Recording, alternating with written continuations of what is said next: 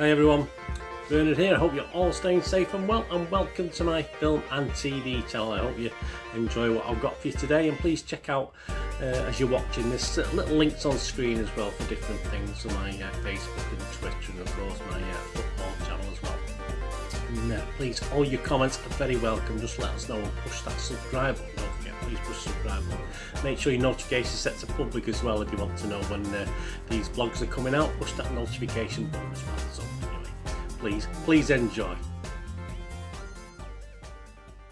Right, today we've got a sequel, 5 years or so approximately down the line from the very first one. We're going to have a look at Don't Breathe 2 today, 98 minutes, an 18 certificate here in the UK. I'm sure it's going to be an adult certificate wherever you are based. A horror thriller film directed by Rodo Sayagues in his directorial debut. A screenplay he co-wrote with Fede Alvarez, who was the director of the first film, Don't Breathe, back in 2016. A sequel is produced by Alvarez, Sam Raimi and Robert Tappert, and stars Stephen Lang reprising his role, of course, as Norman Nordstrom, the blind man, with Brendan Sexton III and Madeline Grace, the young girl in this, in supporting roles. It was released in the US and the UK on or around the August the 13th, 2021, and it's a Sony Pictures release.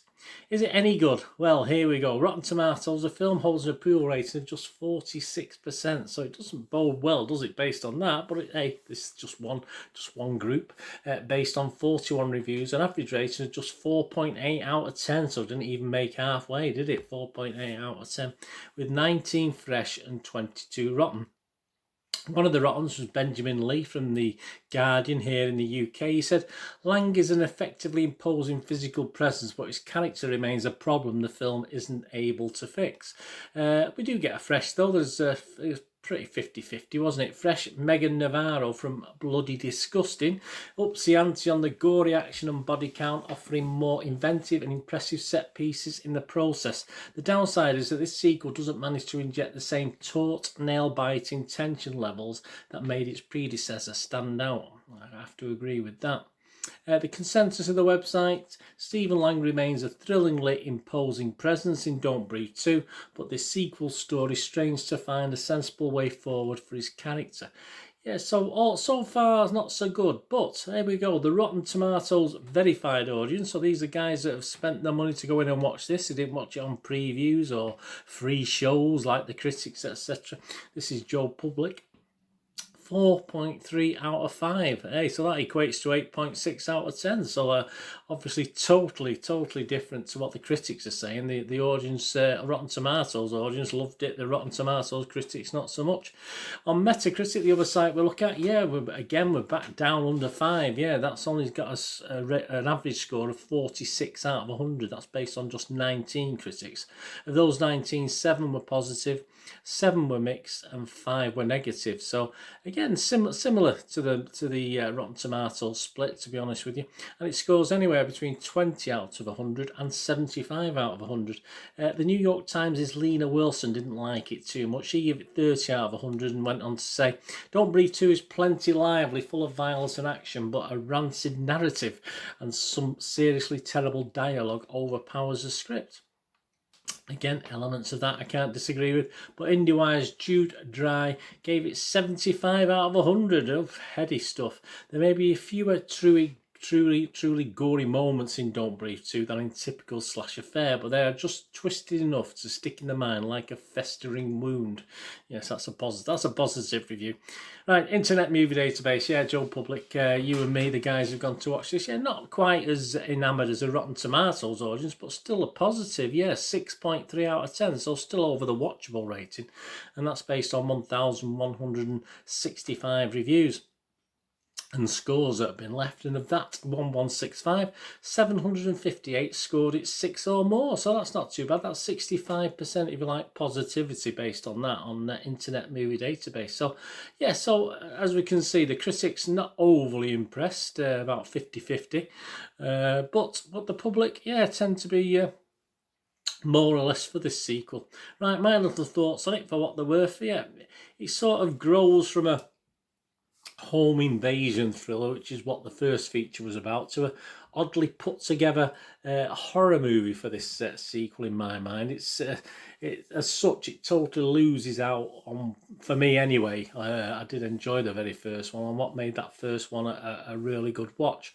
At least there was some believability to the story, and now it all seems to get just a little bit silly, to be honest with you, in this little sequel.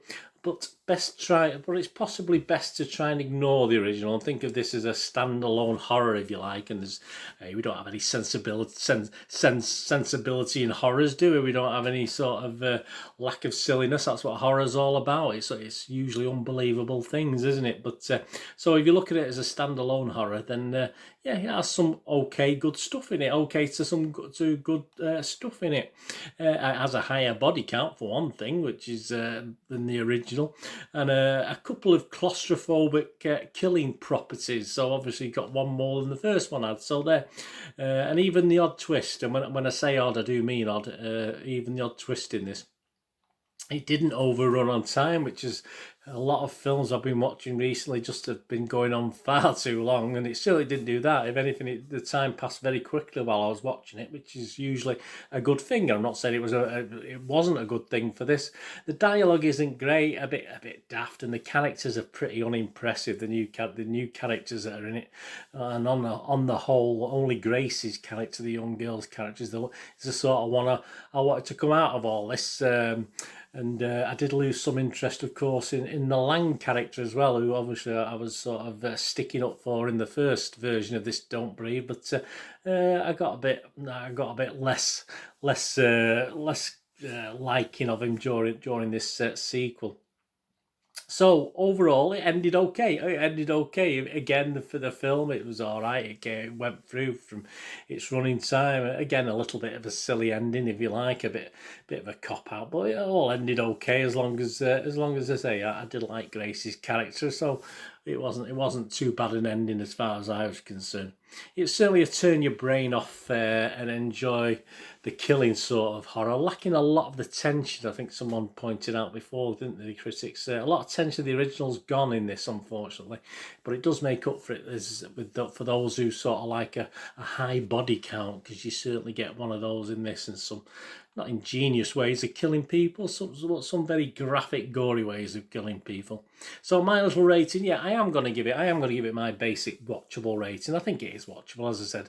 Try not to think too much about the first one. That's probably why I'm comparing it. I did enjoy the first one a lot more than I enjoyed this, but if you just look at it as a standalone horror, and there's nothing you really need to know from the very first one to watch this one. It all becomes apparent anyway as you watch the film. So don't worry about watching the first one. But yeah, perhaps watch that after you watch this, because you probably say you might spoil this one for you if you enjoyed if you like me preferred the first one anyway. But yeah, the plot was good. If someone give you that synopsis, the synopsis of it, the plot was very, very good. I mean, it's interesting, but it was just the script and the storyline didn't quite work out for me. Just say it all became a little bit daft in parts, which is a shame, because it was okay. It was as a horror, as a standalone slasher horror, if you like. It's not too bad at all. Anyway, let me know what you think. Thanks for watching. I'm going to do the rest of the day. Have a great one. Look after yourselves, look after your friends, look after your families. More importantly, let's all look after each other. So we meet here again on the Film and TV channel.